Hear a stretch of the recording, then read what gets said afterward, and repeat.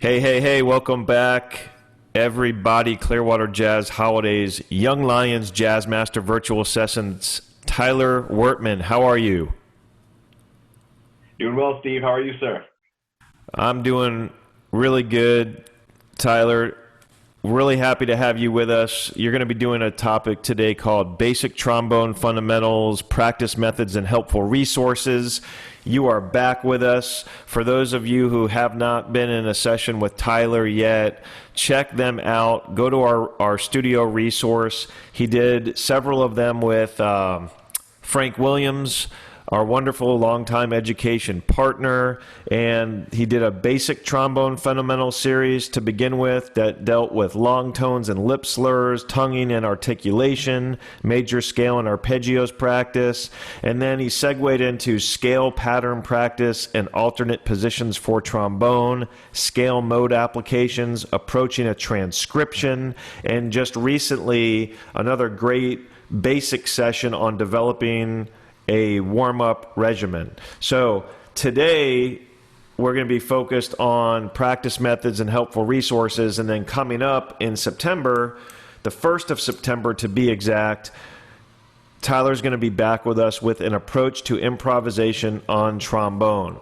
So we love trombone here at the Clearwater Jazz Holiday Education and Outreach. There's a lot of really great resources.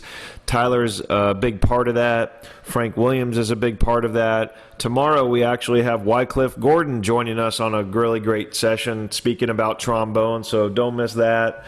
And let me tell you a little bit about Tyler. I'm going to turn it over to him.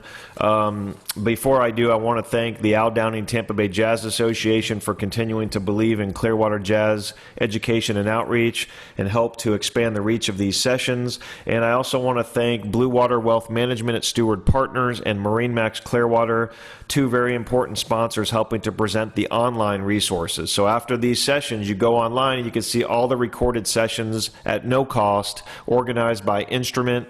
And it's just a wonderful growing resource. You can watch them in the studio or you can listen to them on our new podcast, wherever you stream your podcast. So look for Young Lions Jazz Master Virtual Sessions podcast. So Tyler, no stranger to Clearwater Jazz education and outreach. He's a trombonist and graduate and alumni of Florida State University and University of South Florida with a study focus on jazz performance. He's a composer, performer, producer, focused on jazz and classical styles. He performs with many groups and ensembles and is currently adjunct instructor of music at Florida Gulf Coast University in Fort Myers. Tyler Wertman, welcome back to these sessions. The stage is all yours, my friend. Steve, thank you so much. Glad to be here. Thank you so much, Clearwater Jazz, Al Downing, for hosting these events. I wish I had podcasts like these when I was in school. They go through virtually almost everything in terms of what to practice, what to know, what to look for in just the world of music, and it's a great wealth of knowledge. Now, practice methods and helpful resources is what I'm going to be diving into today. And it might seem, somewhat basic, but we're going to dive into it just a little bit to see if you really understand your playing and all of the resources that are out there for you.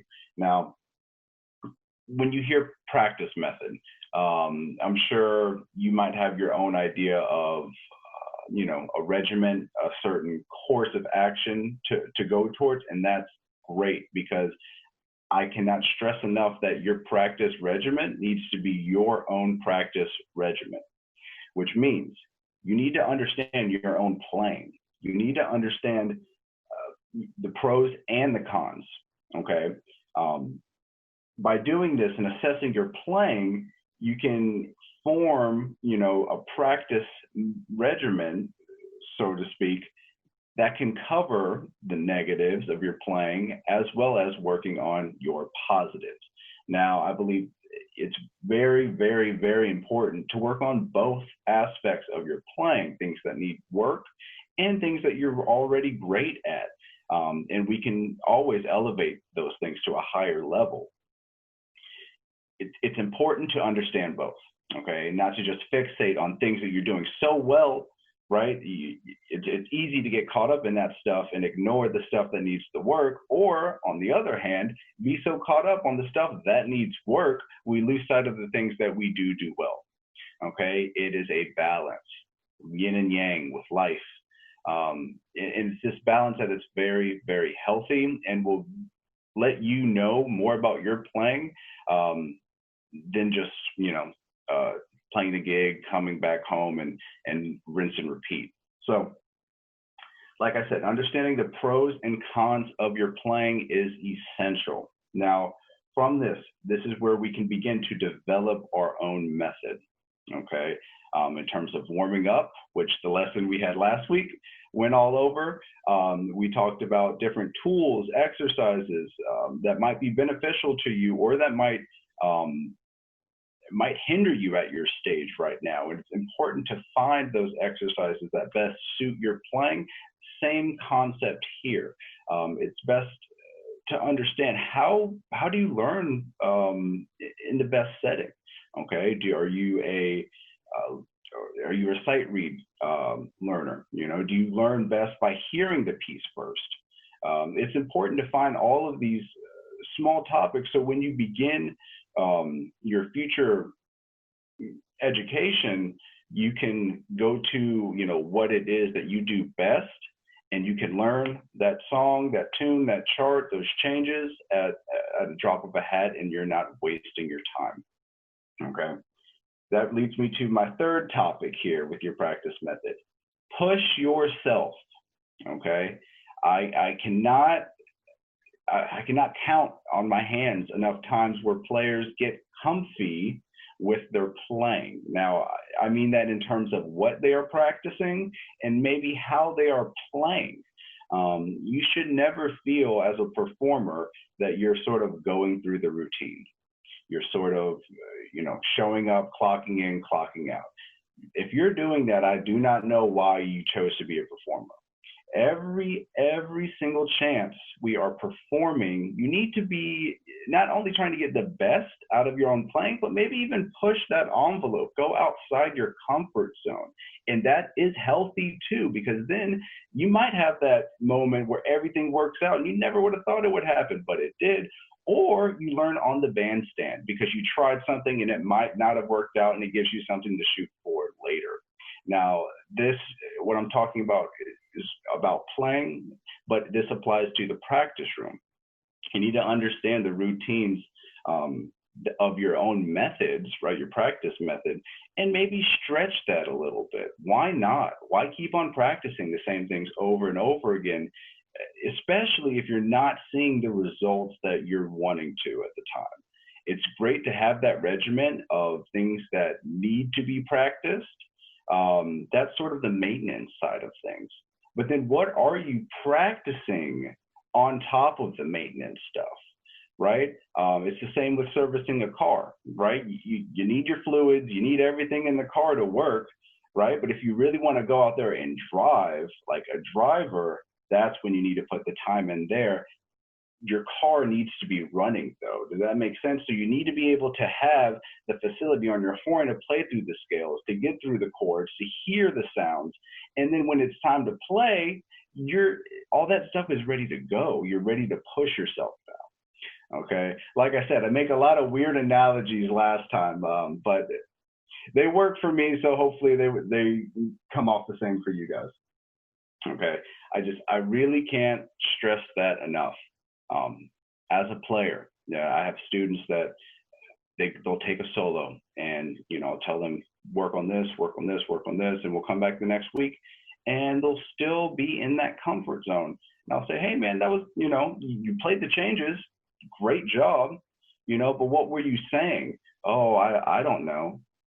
I played this lick here. I learned that from this song. That was kind of cool. Right. But they're not pushing themselves towards the music. Right. And that's what I'm getting at. for your practice method. Okay, you need to understand where you're at and where you want to be, and what is the quickest way of getting there. And try not to swerve all the way around. It's important to try new things. I'm not saying not to, but you need to understand your playing. Okay, and so this brings me to helpful resources. Okay, how do we get there in that quickest line? Okay, we know what we want. How do we go and practice to get that now? At that million different ways. Okay, again, understanding how you learn best is going to aid you here. Okay, are you an online learner? Are you a paperback learner? Like, do you like actual, reference text material, or do you, like I said, do you listen? Do you transcribe? Do you learn best in your own mental head, in your own space, so to speak? You just have to realize what gets you going, and then find those outlets. Okay. For instance, the number one helpful resource that is available almost on, I'd say 90% of students that they don't use is their phone to record themselves. Okay. I do not know why students do not record themselves in the practice room. I have no idea. Or when they're taking lessons, I have no idea. If you're paying for a lesson, man, record it on your phone, not only to get that time that you spent there, but you can listen to that lesson days, weeks, years after to assess not only maybe your playing, but what your teacher was saying. Because you're going through so much material in that lesson, some might hit you, some might go away. You need to have that stuff documented, because then when you're spending time at colleges and with, I remember Vincent Gardner came down and performed with Rodney Jordan. I got a lesson when I was in, I believe, high school, and I was too young to record it on my phone. I remember the experience like it was yesterday, but I can't really remember what exactly did he play? What was I playing? And then we got to play each other's horns. It was one of the greatest experiences ever, man, because we were just hanging, playing trombone. But I didn't have any of it documented, so I can't listen to what it was like. It would be very nice to hear, that show, as well as maybe what I was trying to do. Okay, same with all of my lessons when I was in college. I recorded everything, and then you save it. Okay, because these teachers that you have now, they might not be there forever. Okay, and that information is pertaining to you at that very moment. That in itself is crucial.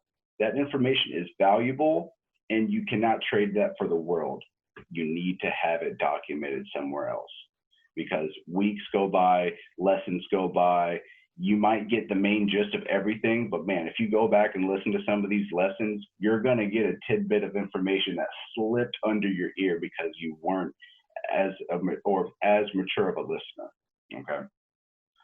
Now, so recording yourself playing, practicing, all of these things, very, very crucial. You learn more about your playing. Again, that sort of is the key here. Now, it brings me on to another helpful resource that students and just professionals should be practicing with daily. This is the tuner and the metronome. Okay, my two best friends, man, and they should be your friends, because if they are your enemy, there's issues there. Okay, tuner is there to show you pitch. Okay, metronome is there to display time. Now, when we practice with both of these things, it's great to spot check. Okay, what that means is, so have the tuner set up, okay, have your metronome set up. And for instance, if I'm playing a piece and I want to spot check a note, just go over and hold it and look over at your tuner. For instance, if you're playing a piece on 150 BPM, count it off turn your volume down, okay, and then it'll click. You'll see the actual beats there. Keep your time. See if you can have that perfect subdivision so you don't have to rely on the click. And that should be the thing here with the tuner and the metronome. We're making them our friends, not our enemies. So we're actually controlling the time and controlling the pitch. So for me, if I'm practicing with, here, I'll give you an example. So on my basic warm-ups every day, I'll do whole tones and long tones and tonguing exercises. Now with my tonguing exercise, you can do it a few different ways. Okay. Breathe up.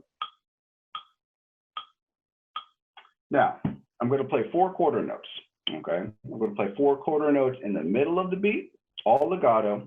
I'm going to play 4 quarter notes on top of the beat, and I'm going to play then 4 quarter notes behind the beat. All right, all with the metronome to try to center time. Okay, while I'm doing this, we are subdividing 8th notes, 16th notes, you're really quick 32nd notes, but some unit smaller than the division that we're playing. So I'm playing a quarter note again. I should be subdividing at least an 8th note. Okay, there's other subdivisions too in jazz. We use the triplet 8th note, and to keep time consistent. With a triplet 8th note, the first 8th note is our downbeat, however. So in this case, again, 4 quarter notes in the center, 4 quarter notes ahead, 4 quarter notes behind, all subdividing. Okay, here's the metronome. Count myself off. 1, 2, 3.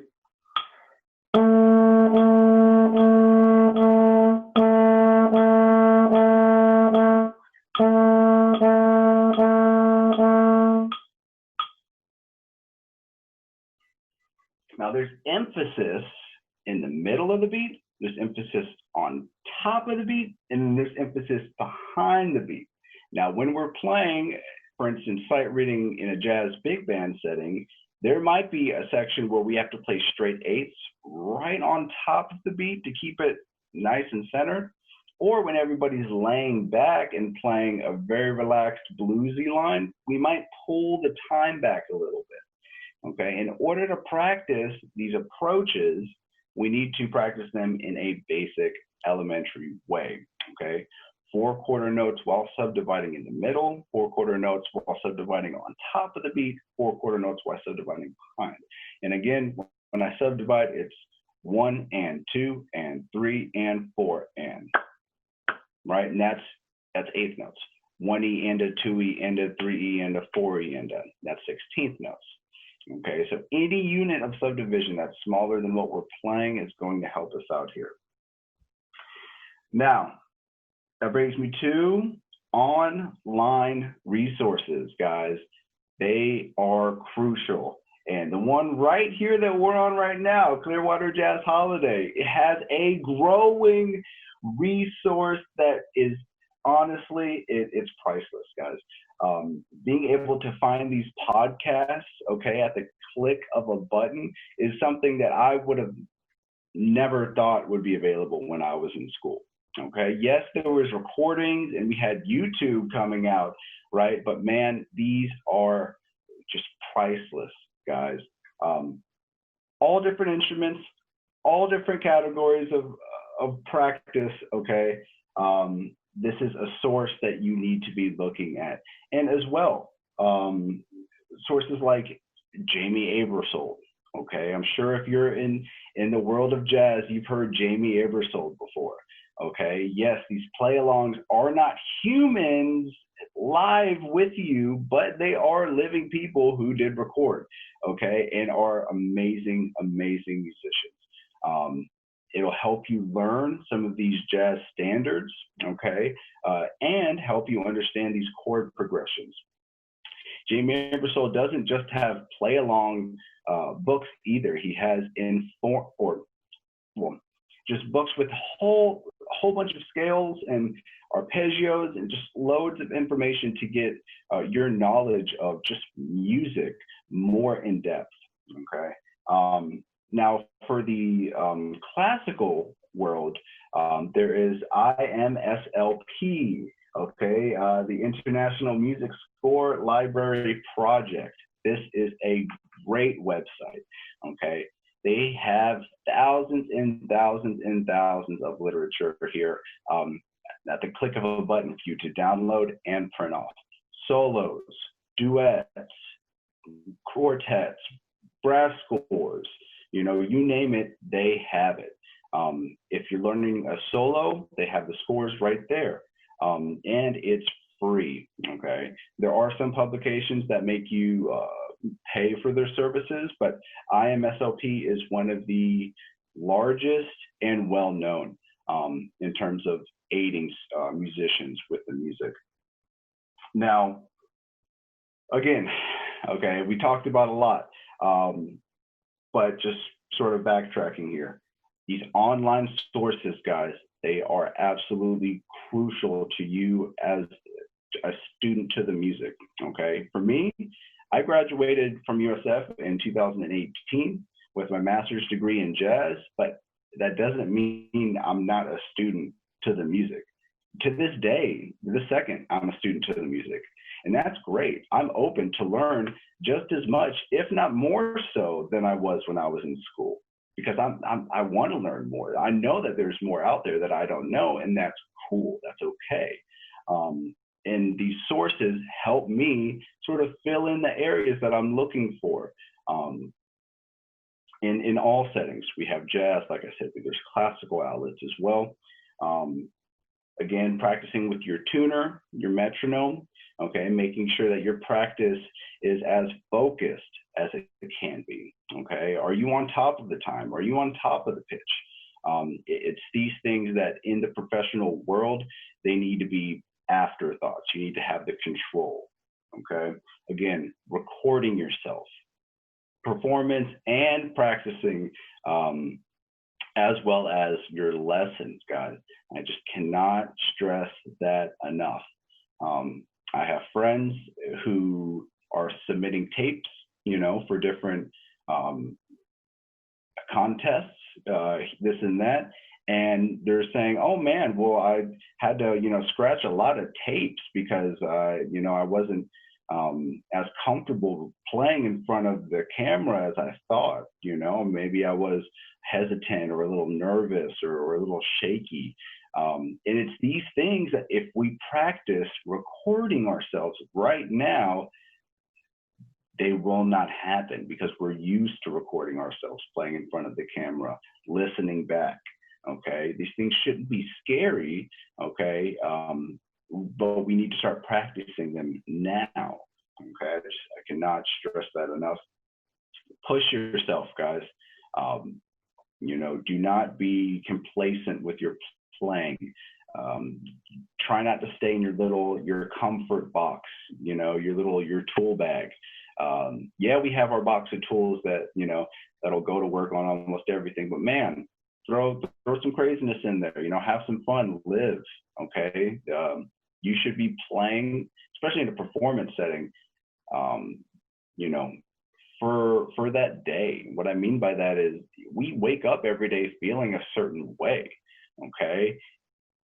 It's that emotion that should be in the music somewhere, okay? If I'm taking a solo and you know, maybe I had a family member that is recovered from a surgery, man, I'm feeling great, okay? And I'm trying to put that out in my playing because that's how I feel.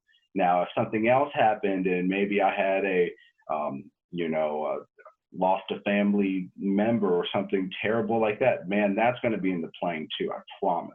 And you're gonna hear those things and you're gonna feel those things more so if you're connected to the music in that level.